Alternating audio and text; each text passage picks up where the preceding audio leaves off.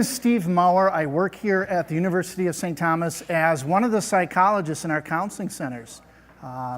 So welcome to orientation. I know you've been here all day. Anybody tired? The heat. It's afternoon. You're getting sleepy. How about information overload, anyone? Yeah, we pack a lot of stuff. In this particular session, we're going to shift gears a little bit, and it's going to be less heavy on content. We're going to do a couple of things in this particular session. One is we're going to introduce the fact that we have a counseling center and talk briefly, really briefly, about kind of what we do and the kinds of services we offer.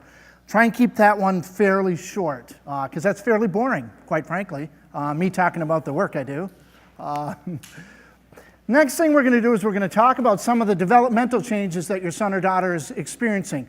Now, most of orientation, rightly so, focuses on your daughter or your son, but the reality is that families and parents go through changes as well.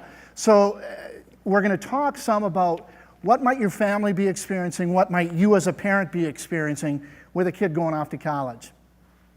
Now, if I stand down here, can you actually see me okay? Because I guarantee if I walk on this thing, eventually I'll fall off. And you'll have to catch me.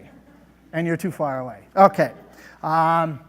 Okay, we have a couple of goals for this session. One, we want to provide a context for what it is that you're going through. The second thing we want to do is we want to normalize what you're experiencing. Now again, it's afternoon, it's my nap time. We want to keep you awake for this particular session, so I'm going to try and get you involved a little bit. So we're going to start out, I'm going to ask you some questions, and I want to see a show of hands for these different questions. Don't worry, you can't get them wrong. It won't be on the test. Now, when I teach classes either at the U or here, this is how my students respond when I ask them a question and ask them to raise their hand. They go like this. Okay? Don't do that. Raise your hand and hold it high for a few seconds because we're going to do something with that. And I promise you will not be the only one raising your hand on any of these questions. Okay? So, I'll ask you some questions. You raise your hand. Deal? Okay, first question. For how many of you is this, I'll save that one till later. Let me ask this question. How many of you are excited about your son or daughter going off to college? Look around. This is normal. Of course, we're excited. And by the way, this is the only year I get to do this. Our youngest son will be starting here in the fall at St. Thomas. So a week from today, I'll actually be sitting in that chair. Anyway, so it's relevant for me too. Okay, so you're excited. Again, to varying degrees, how many of you are anxious or nervous about your son or daughter going off to college? Look around. It's still normal. Anybody happy about them heading off to college? Okay, this guy is going, yeah, me. Him too. I'm happier. No, I am. And anybody feeling any sadness about your son or daughter going off to college? Look around. It's normal. And if you looked around, you know that a lot of people raise their hand for multiple emotions, and that's really normal. It's normal for us to be happy and sad at the same time, to be excited and maybe a little bit nervous. That's normal. Now, we also know that there's a range of how intensely we feel the emotions. And the reality is when I asked if people were anxious or nervous, some people didn't raise their hands at all. And that's okay. Okay, that doesn't mean you don't love your daughter or son. It's not some Freudian defense mechanism. You're not deep in denial, and I'm not going to pull you aside and give you a good talking to. It might simply be that you're not anxious, and that's okay. Most of us are in the middle somewhere, and that's all normal. Now, it's possible that if our feelings are so intense, we could reach a point where it really isn't normal. Okay? If you're so excited about your son or daughter heading off to college that you plan on leaving them here today, that's not normal. And even if it's kind of normal, it would really not be normal if you actually did leave them. So you got to take them home, okay? If you're so anxious about them leaving that you already bought a house across Cleveland Avenue, you've installed cameras and surveillance equipment in their room, and you've signed up for all the courses they're taking, that's not normal either. okay? And on a more serious note, if you find yourself so sad that they're leaving that you can't get excited and you can't get happy and you can't stop crying, that wouldn't be normal, okay? I understand, but we would want to take a look at that. Now, this is, I'm getting old. This is the 20th year I've been doing these workshops with parents in some way, shape, or form. And a few years ago, I came to the session, and at this table right in the middle, there's a woman who was crying. So she's crying before I even get here, so I know it's not my fault. And she cries the entire session. And as you know, we're getting ready, I'm leaving, the next session's going to start. She's still crying, so I walk over and, are you okay? Yeah, I'm fine. Well, I noticed you've been crying nonstop for well over an hour, and I'm just a little concerned. And she said, no, I'm fine. I'm just weepy. Yeah, really? and so, okay, that's fine. Off I go. If you find yourself in that position, that isn't real normal, okay? It might be normal to have some tears, but if you can't stop crying, we'd want to think about maybe there's something else going on. So it's normal to have these range of experiences and emotions. The next thing we really want to make sure we do is we want to answer your questions. That's the whole point of orientation. So if you have questions, please ask them. Jump in. Now, if you're like me, first of all, I hate asking questions in front of a large group, so I typically don't. But I think of the most brilliant questions ever.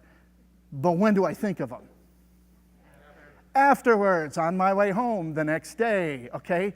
If you find yourself in either of those positions, get a hold of us, okay? I'm leaving my business cards here and at both doors. So if you do have questions, grab one of the cards, shoot me an email, but make sure that you get your questions answered. That's why we have orientation, okay? Shifting gears, individuality. Always remember that you're unique, just like everybody else, okay? There's truth to this dichotomy here. We know that there are some things that as parents we typically experience when our kids go off to college, just as we know that there are developmental aspects for all of our college students. And at the same time, we know that your son or daughter is coming into this experience with a unique set of abilities and skills and limitations and struggles and background, all sorts of experiences that make her or him unique. And the same holds true for you as parents. Okay? But again, I'm going to ask for a show of hands. I'm going to have you demonstrate this in a powerful way. For how many of you is this your first son or daughter going off to college? So quite a few of you. So it's all brand new, okay, and can feel kind of overwhelming. How many of you is this your second? Okay, so a bunch of you, you've been through this before, but maybe not at St. Thomas, so it might still be pretty new. Anybody 3? Okay, so a handful. Anybody 4 or more? Anyone? Bueller? Okay. So let me see the folks who had 3 going up. Can I see your hands again? Okay. Now, I'm only on my second one, so I assume that those of you who are doing this for the 3rd time actually know more about it than I do. So I'm going to ask one of you to come and do the rest of the workshop. I'm going to go home early. Any takers? There never are. We had a mom in the first session this year. They're on number 8.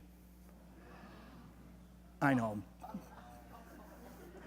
Wow, boggles the mind. But of course, she was far too smart to come up here. Okay, couple more questions. For how many of you is this your last son or daughter going off to college? Okay, that's the next question. For how many of you is this both your first and your last? Okay, that's a unique situation because it's all brand new and you're facing that empty nest possibly. Okay, one more question. For how many of you will your son or daughter be living at home and commuting? Any commuter students? Anyone? Okay, so we can set that one aside for now. But the reality is if you think about it, no matter what I say, it's not going to fit all of you perfectly because you're coming from real different perspectives. Even just in light of the fact that if this is your first time sending a kid to college and you got 4 more at home, that's just a real different experience than if you're doing it for the 3rd time and you're now facing the empty nest. Whole different set of issues. So no matter what I say, it's not going to fit you all perfectly. Don't worry about that. It doesn't mean I'm an idiot There are other things that would prove that. But it simply means that it's not one size fits all. So take it all with a grain of salt, okay? Okay, here's the boring part, so I'm going to try and move through this fairly quickly. They do look that young sometimes. It feels like anyway. We have a counseling center, and that's one thing we want you to remember. Your son or daughter may hear this today, but they won't likely remember it because it's not that important to them.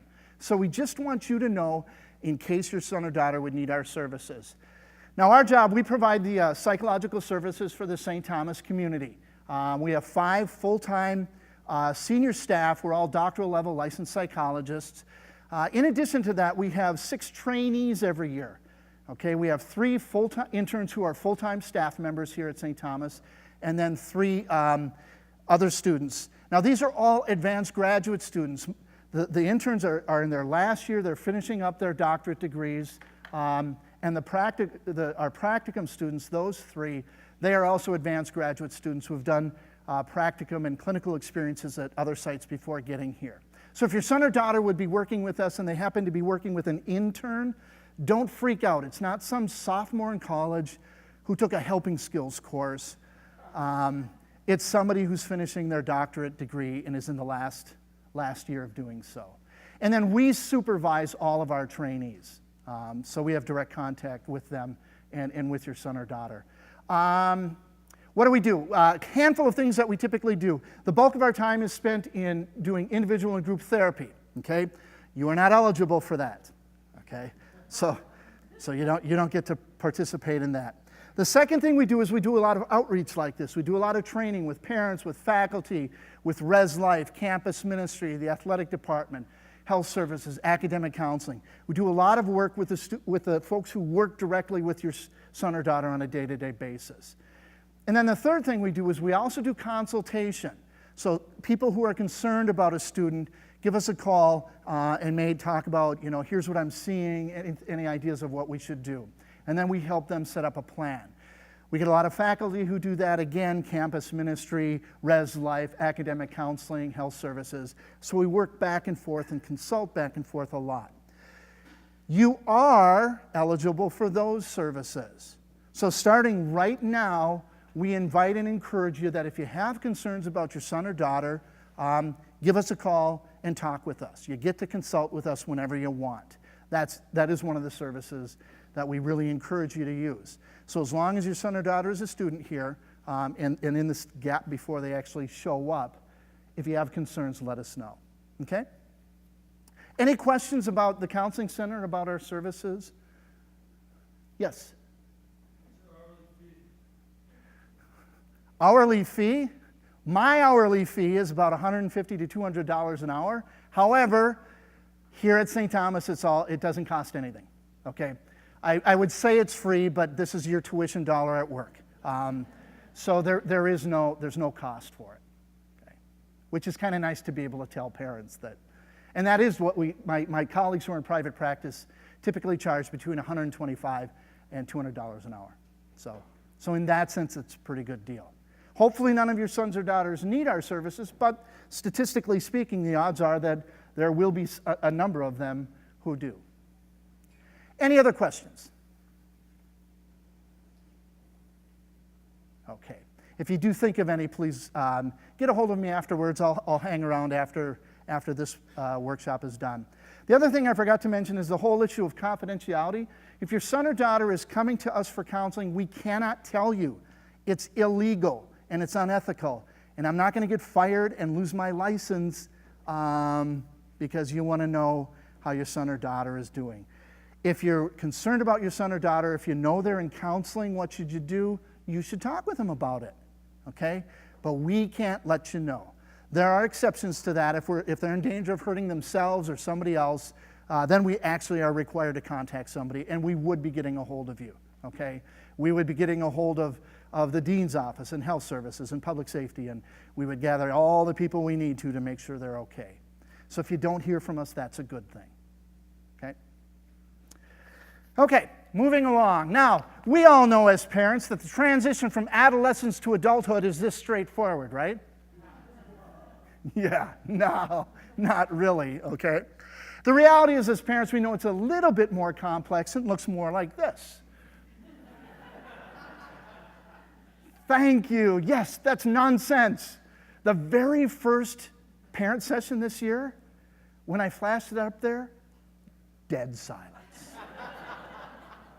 It's like, whoa. Now, this is complete nonsense. Do not go home and say, well, there was this weird psychologist that talked about developmental changes of adolescence, and he said there's a flux capacitor in there, okay? Now, I'm pretty sure there is, but I don't want to get quoted on that, okay? Anything up there seem actually like it might be true? There's a couple things up there that, maybe. Oh, yes, there is intrinsic and extrinsic individual behavior. The two big ones are some of us as parents were convinced that our kid bypasses all this stuff and goes smoothly to adulthood. And if your kid is one of those, tell me how you do it, okay? And then the other one is that for many of us as parents, any of your kids sometimes act really adult and mature, and then fairly quickly, sometimes within the same sentence, they regress back to adolescence. Someone nod.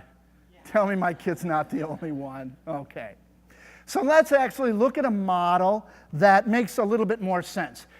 There are areas of development. There's a guy by the name of Arthur Chickering. He's been studying college students. That's what his focus has been for the last 40, 45 years. That's what he does. And over the decades, he consistently finds, and the researchers do, that there's a handful of areas of development, and this is what college students are working on. They don't necessarily know. They don't sit down and go, well, I'm going to work on this, and I'm going to work on this.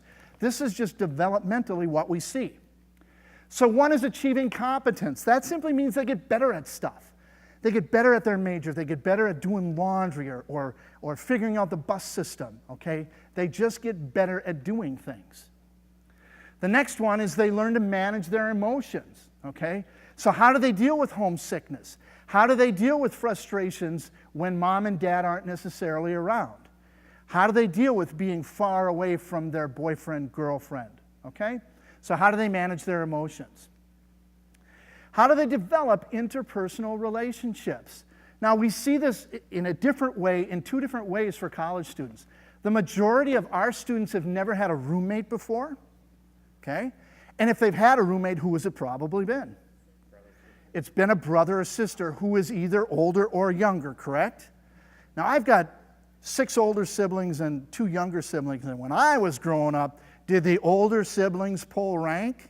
Yeah. Well, of course, that's what my boys do.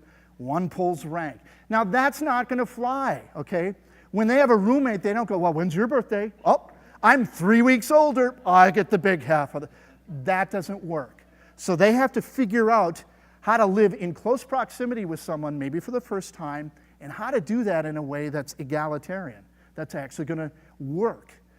The second way we see this is that for a lot of our students, they went to grade school with a bunch of kids, and most of them went on to middle school, and then a bunch of them went on to high school together. And now maybe for the first time in their life, they're going off and they have to make friends from scratch. Okay? A lot of our students, they come here and they really don't know anyone, and they have to create a social network here in ways that they don't ever remember having to do before. Okay. Establishing identity, this sense of who am I? And as a part of that, what am I about? What's important to me? What's my career path? What are my values? What's my faith system going to look like?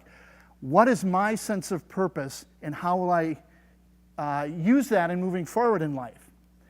Which moves us to the next one, developing integrity. And that simply means I integrate these different parts of myself.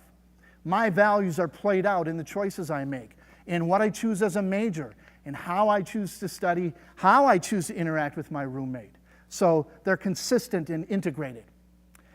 And then finally, they achieve not autonomy, that's just a stop point, but they achieve this sense of interdependence. I am autonomous and independent in some ways, but the mature adult recognizes, and I rely on people for all sorts of things. Okay? So this sense of interdependence. Now again, Chickering, 40, 45 years, this is what we keep coming up with. It's stood the test of time. It hasn't changed as generations have changed.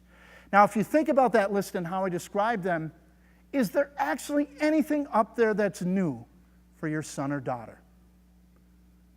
No, there's not. There's nothing new in terms of the developmental tasks, the fundamental ways they're going to develop over the next 4 years. And this is really important. You know what you're doing. You have been working on these things with them for 18 years. Because if you didn't, if you haven't been, they wouldn't be ready to go to college. I mean, think about it. Does your son or daughter behave emotionally like they did when they were 3?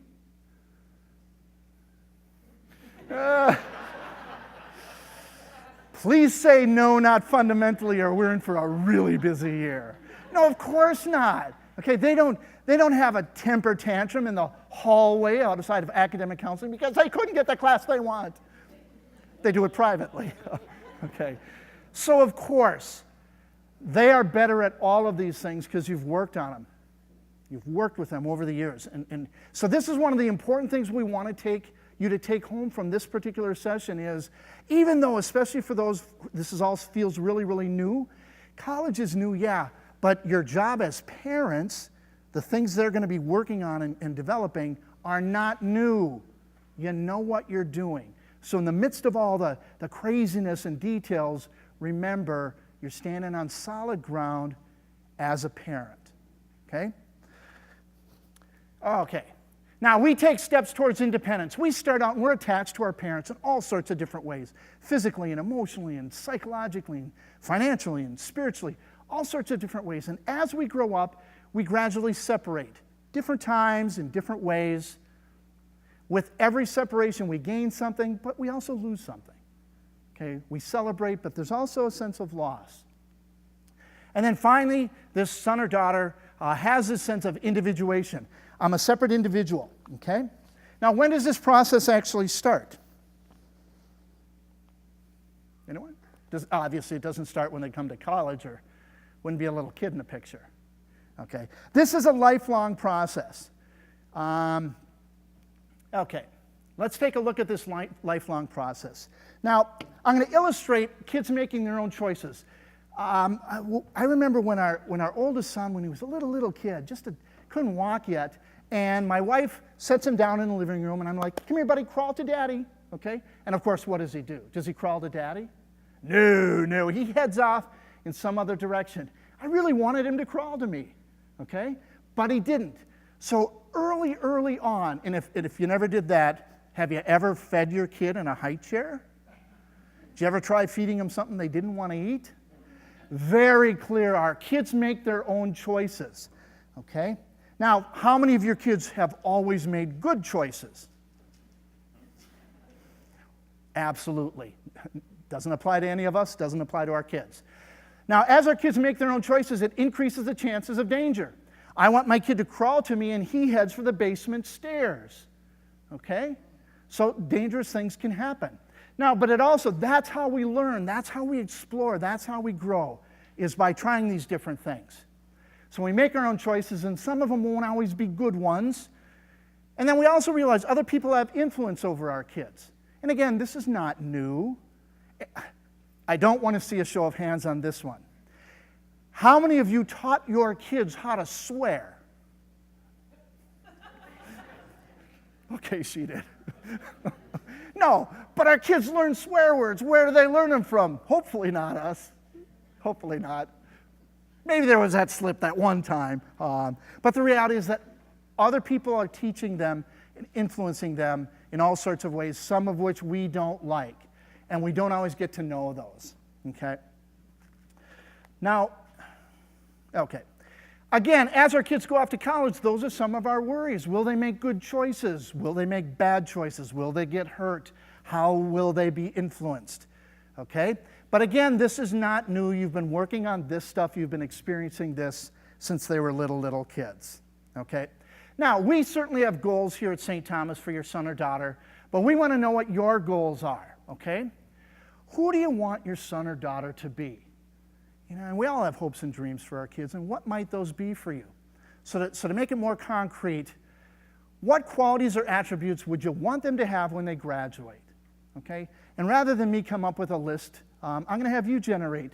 So just toss out there, what are some different qualities or attributes you'd want when they graduate in 4 years? And we're all going, please let it be 4 years. Yes. Not 5, not 6. So what qualities would you want them to have?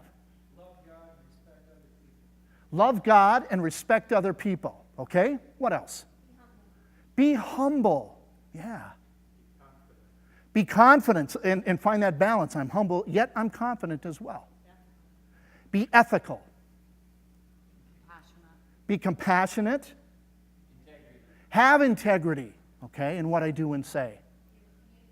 Be able to communicate with the people around me. What else?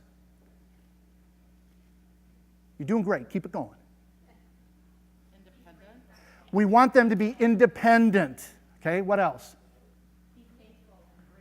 Be grateful and be thankful. Yes. That would be great. We want them to be happy. We don't want them to leave St. Thomas sad. Employable. Did everybody hear that? Employable. Yes. That takes on all new meaning since I've had kids in college. What else? Politically conservative. Politically conservative, if you're politically conservative. Okay. I'm sure some people would say, oh, well, maybe, I don't know. Okay. We'll come back to that one. What else? We want them to be themselves. Okay. Last chance. Good leader, good citizen, content, kind. I should have said last chance earlier. Thoughtful, responsible, respectful. I got to remember this last chance thing. Compassionate. Finding their passion. Finding their passion. Okay. This is a great list. And again, this is my 20th year of doing this, and every year parents come up with a very similar list. Why? Because it's a great list of qualities and attributes. Now, I can't guarantee, and none of us can, that your son or daughter will have all of these qualities. But if we could absolutely guarantee they would be these compassionate, responsible, ethical, independent leaders who care about others, they're happy, and they have this strong sense of morality, and they respect God and the people around them, and they invest back, and they think in these critical ways. If we could absolutely guarantee that, would you sign up for it? I mean, it's a yes, no, okay? Anybody still awake? Okay, would you sign up for that? Be careful, this is a trick question. I am a psychologist. Would you sign up for it?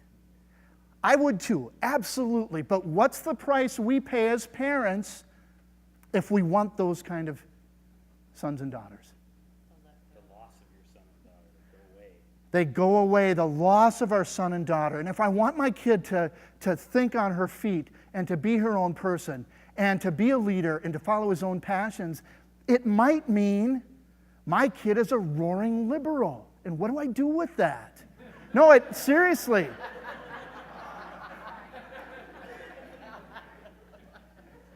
My kid will disagree with me, and not just in little ways. What does it mean if my son says, Dad, the whole Catholic thing, it's not really working for me anymore? Okay? Or, I was raised Presbyterian, and Dad, I'm thinking about converting to Catholicism. So what will it mean for us to have these wonderful kids who disagree with us in fundamentally important ways? Now, probably some of that has started already, but that's the price we pay as parents, okay? And I'm glad you're all on board with that. Now, think of the son or daughter that's heading off to college. Picture them in your head. Can you all do that? Okay. Now, remember back when you first taught them how to walk? Anybody remember that? Typically, you do this and your back gets really sore and they go walk along, okay? And they're hanging on. What eventually do you do? If you want them to walk, what eventually do you have to do? Let go, okay? Is that a scary phrase for anybody? The whole letting go thing? Okay, we're there. You let go. And we all let go, right? Please say yes. Somewhere Downstairs somewhere, there's a 6'2", 190-pound 18-year-old going, Mom, Dad, a little help. I got to walk to the next session. Okay? Need some help here. Walk me. Okay. No, of course not. You all let go. They're walking around. Now, when you let go, how many of you actually thought your kid would go, well, finally, this walking's easy stuff. You want to see me do a backflip? This is easy, okay? No, of course not. When you let go, what did you know was eventually going to happen at some point? They fall down, and they take their dings. That's the scary part about letting go, whether they're little kids or whether they're heading off to college, is they're going to take their dings. That's why as parents, we don't teach them how to walk in a playground full of broken glass or on a highway. We try and arrange things that when they take their dings, we minimize the damage. That doesn't end, obviously. Okay, so we let go. Wonderful book, by the way, okay? So this process of letting go, again, this is something that's not new when your kid goes off to college. This is a process that you've been doing for years and years and years and years. We do let go when she learns how to walk or when he takes his first steps. When they learn how to float, we got to let go, or we don't know if they can float or if they're going to sink. Okay, and some of them sink, and it takes more work. We let go as they take off on that little bicycle, maybe because we can't run fast enough. But we eventually let go, and my kid, at least one broken arm riding his bike, okay? That stuff happens, and it makes it difficult. We let go the first time they get on that big, big school bus, or the first time we drop them off at daycare, okay, and wonder, am I a good parent or not? We let go when we give them the car keys and let them drive on their own for the first time, okay? So we let go. It's what we do as parents. It's not new. So for those of you who are really afraid and really anxious about the letting go part, I get it. And at the same time, it's not new for you. You've been letting go their entire lives in all sorts of different ways. The other thing that's important is it's not new to this generation, okay? 45 years ago, the president of St. Thomas, Monsignor Murphy, was telling parents about the importance of let go and let students stand alone. So it's not new for us. Every generation of parents has to go through this. We let go of our kids, okay? We also have to let go of some of our expectations. My kid will be the next Mozart, okay? My child will be the CEO of a major, major corporation. Or if you want to shoot a little lower, my kid's going to drink Pepsi. Okay? I shamelessly stole that line from one of my colleagues who did the presentation Thursday. Just so you know, Deb Broderick gets all the credit for that one. And that's the last time I'm going to give her credit. Okay. My kid will be an Einstein. My child will be a professional or a gifted athlete, okay? My child will follow in the family business, will take over the family farm. Or my kid's going to be a plumber like all the rest of us, or a lawyer because that's what we all are. Or I want my kid to be a physician. And sometimes we have to let go of that because their path might not be the one that we want for them, okay? And again, that letting go. We have to let go of what you think college is going to be like. It should be just like mine. That's not what mine looked like. Or it should be nothing like mine, okay? Based on the laughter, I am not going to even guess what your college experience was like. And if you didn't go to college, as many of us didn't, the reality is that we watch stuff on TV and it won't be like that. Because those of us who did go to college, I mean, think about it. How many of you had a laptop in college or a cell phone? How many of you could text or FaceTime? Of course not. Their college experience will not be like yours, and if you expect it to be, you're setting yourself up for disappointment. Now, as parents, we develop in a bunch of ways, and let's see how this fits for you and your kids as they go off to college. We have to learn the cues.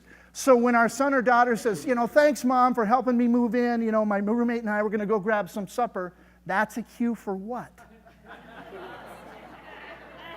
Bye. That's not a cue for, and we want you to come join us, maybe spend the night. Okay, so obviously that's a cue.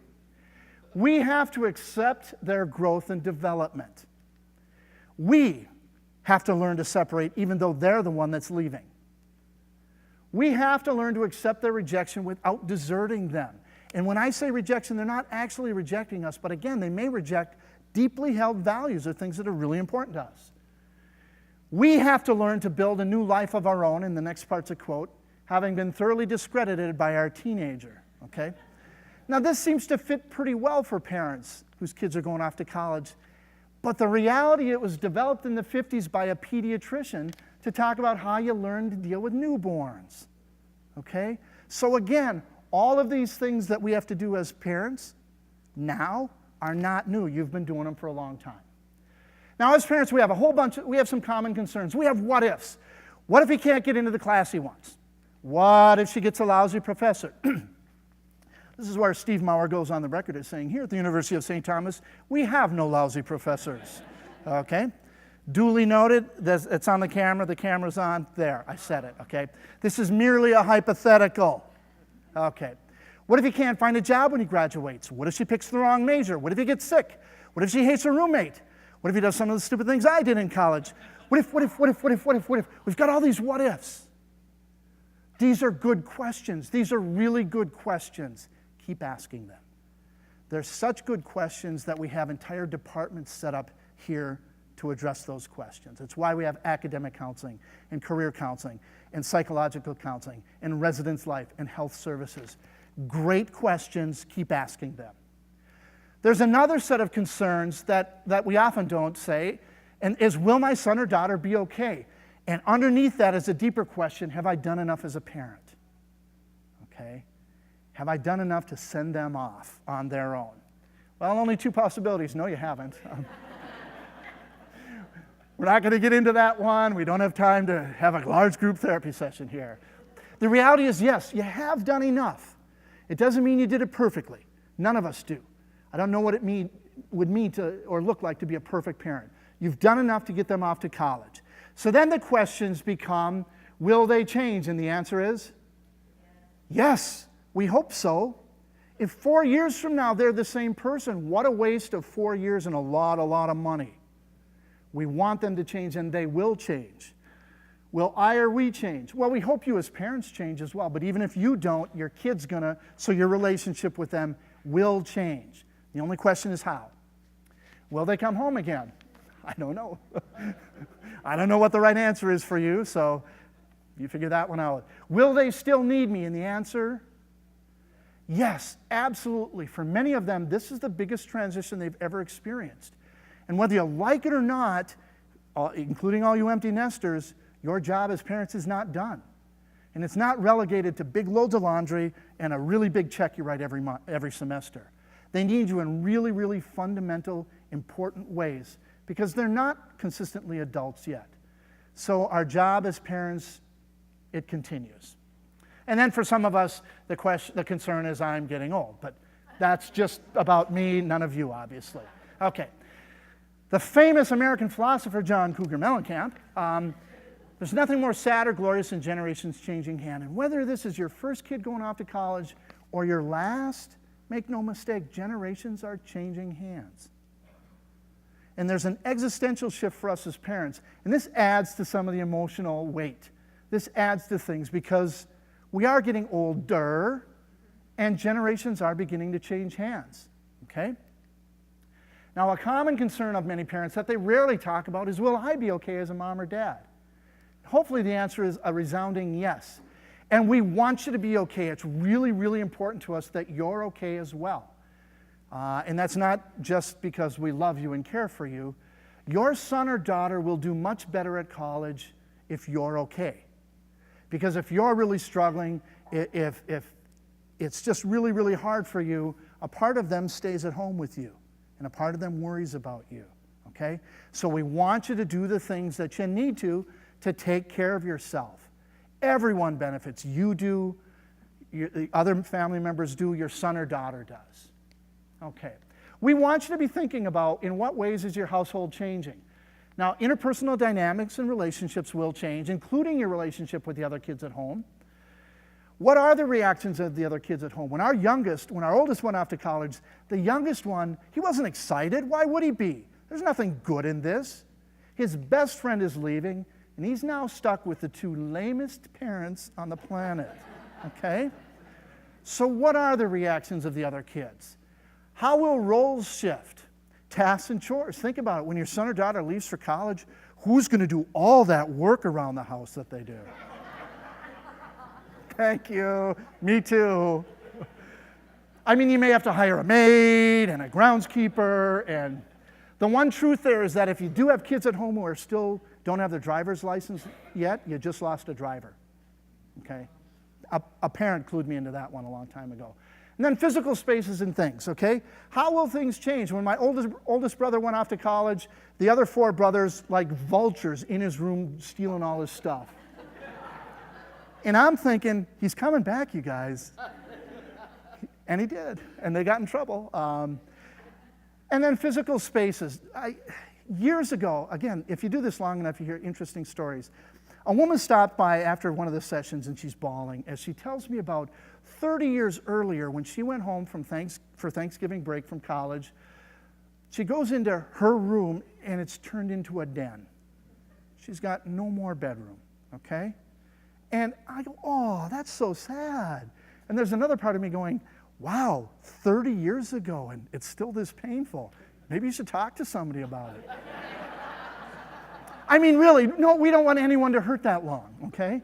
And I've had clients, so if you have to make changes, really do that in a thoughtful way, okay? And then how do your expectations change? Now, we go through transitions as well. Grieved when our daughter left for college, grieved when she came home for Christmas break. So in our heads, we have this picture of when they come home, we'll have these mature adults, and they're home for the holidays, and it looks like a Norman Rockwell picture. Okay, it's nice and fuzzy, and everybody's happy and content, and there's great food around the table that somebody else obviously cooked because everybody's happy and content. Nobody looks stressed, okay? And it's all just warm and fuzzy. And what do we actually get? Something like this. Hey, Mom, Dad, how you doing? Here's my laundry. I got to run out. Jimmy's home from college as well. We'll see you. He's a great kid, so he shoots you a text and says, we're going to Buffalo Wild Wings for supper. Won't be home. Don't wait up for me, okay? Because he's got other stuff to do with his pals. He gets in at about 2 in the morning. In the meantime, you've gone to bed already, okay? So you wake up, you go to work. He wakes up at about 11:30, has some breakfast. Late night, goes back to bed, wakes up at about 1. He's still hungry, has some lunch. Really tired, goes back to bed, wakes up at 2, okay, maybe 2:30. He heads out because, again, Jimmy's home from college. But he's a good kid, so he texts you, heading out with Jimmy. Then you get another text and say, I know we had plans for supper, but, Tom's got some free coupons, to McDonald's. Woo! Okay? That's all I could come up with, okay? And then he stays out late again. And this just gets repeated for 3 or 4 days. Now, there's nothing inherently wrong with that, but if you think you're going to have a Norman Rockwell picture and you have the wrong end of a bed and breakfast, there might be some hurt feelings. So there's some things that we want you to talk about with your son or daughter, okay? Now, it's not an exhaustive list, and you've probably talked about some of these already. Will there be changes in curfew when they're home? What will that look like, okay? How will you handle finances and credit cards and the whole money situation, okay? Healthcare issues, if they have physical issues or mental health issues, do you want to have them continue to have that taken care of at home? Do you want to transfer all that to campus? What might that look like? How texts and emails, the question here is, how often do you plan to communicate with them? How often do you expect them to communicate with you? And are the two of you on the same page? It's really not helpful for them or for you to be texting them 40 times a day. That's not helpful. And if you do and think they're going to answer all the time, you're probably going to be disappointed. And if they do answer 40 times a day, we have a whole nother set of concerns on this side of things. But talk about what you hope that looks like. Laundry. If they don't know how to do laundry, please teach them, says the guy who mixed red sweatshirt with his socks and underwear in college. How often will they visit? How often will you visit? When they are home, it's your home. You still have a right to say, that whole bed and breakfast scenario, no. You got to be home on Friday. Everyone else is going to be here. Your uncle and aunt, you got to be here for supper, okay? How will he meet their friends and roommates? How will he handle transportation and those issues? Do they still have home responsibilities or any other family responsibilities? Who gets to make decisions regarding all of this stuff? And how will you help them with that? How will they spend holidays? At home, with a roommate and their family, what will that look like? Pets. If your son or daughter is the primary caregiver of a pet at home, start now on that transition. I've heard horror stories from parents where, Jill leaves for college and the dog wails and howls for weeks on end. Jill doesn't care, okay? Do yourself a favor on that one. And then again, at home, I get it. College is expensive. If you have to rent out their room to someone, you get to do it. It's your house, but please let them know. Keep them in the loop. And with all of these, it doesn't mean you're always going to agree with each other on all of this stuff, but we want you to at least open up the dialogue, okay? So you're not too far apart. Okay, here's some things that you can do and we encourage you to do. 1, continue to embrace their growth and development as you have in the past. 2, continue to accept their independence and autonomy without deserting them, okay? Continue to listen to them and value their ability to make decisions. We recognize that they're not good at that all the time, so you can't just say, whatever, okay? Because they'll make some really bad ones then. As parents, we continue to weigh in there, but again, we have to continue to let go a little bit and let them make some mistakes sometimes. And then again, if necessary, if it's relevant, remind them we have a counseling center. So quick wrap up before the break. What you're experiencing is normal. If you really think it isn't, talk to somebody. Talk to me. Talk to your partner or your kids. Talk to the one going off to college. Talk to other parents. But do not be the mom who sat and cried or the mom 30 years later who's still crying. Take care of yourself in that sense. You are familiar with these changes, okay? Even if it doesn't feel like it. Your family is definitely changing. The only question is how. And again, your child still needs you. There's still some heavy lifting to do as a parent, but it's fun. It gets a little bit easier in a lot of ways. And then finally, you will be okay. And again, if you don't think you're okay or you will be okay, do what you need to take care of yourself. Again, a lot of resources within your family, within your support system, certainly here at St. Thomas. Okay.